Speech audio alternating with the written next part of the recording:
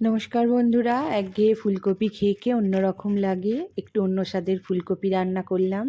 ফুলকপিগুলো প্রথমে ভাপিয়ে নিয়েছি, নিয়ে ভালো করে এইভাবে ছাকা তেলে ভেজে নিচ্ছি। ফুলকপিগুলো লাল করে ভাজতে হবে, তাতে খেতে ভীষণ ভালো লাগে। সব ফুলকপিগুলো ভেজে তুলে রাখবো।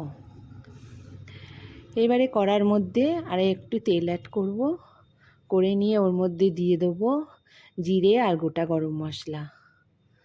ফোড়নটা ভালো করে হয়ে গেলে ওর মধ্যে দেব আমি বেশ খানিকটা পেঁয়াজ কুচি। আমি এখানে দুটো ফুলকপি নিয়েছি, তাই জন্য আমি মাঝারি 3টে পেঁয়াজ কেটে নিয়েছি।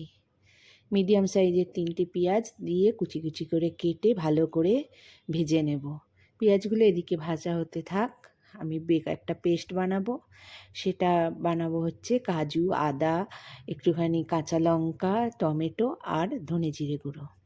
এদিকে পেঁয়াজটা ভাজা হয়ে গেছে, এবারে পেস্টটা ওর মধ্যে ঢেলে দেবো, দিয়ে ভালো করে নাড়াচাড়া করব।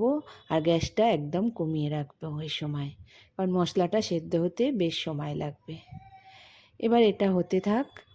এদিকে আমি নিয়ে নিয়েছি একটা ছোট বাটির মধ্যে একটুখানি নুন, পরিমাণ মতো নুন, হলুদ, কাশ্মীরি লঙ্কা গুঁড়ো আর অল্প করে চিনি দিয়ে এবারে এটা এর মধ্যে ঢেলে দেবো কড়ার মধ্যে। দিয়ে এবারে নাড়াচাড়া করতে থাকবো। ভালো করে মশলাটা কষা হয়ে গেলে গ্যাসটা অবশ্যই কমানো থাকবে। মশলাটা ভালো করে কষা হয়ে গেলে এর মধ্যে এবার দিয়ে দেবো ফুলকপিগুলো, ভেজে রাখা ফুলকপিগুলো দিয়ে ভালো করে নাড়াচাড়া করব। সমস্ত মশলাটা যাতে ফুলকপির গায়ে লেগে যায়, এইভাবে ভালো করে নাড়াচাড়া করে একদম একটুখানি মশলা ধোয়া জল দিলেও দেবে, না হলে আর জল দেওয়ার দরকারই নেই। এবার ঢাকা দিয়ে বেশ খানিকক্ষণের জন্য সিম গ্যাসে বসিয়ে রেখে দেবে। তাহলেই দেখবে কি সুন্দর একটা ফুলকপি তৈরি হয়ে গেল।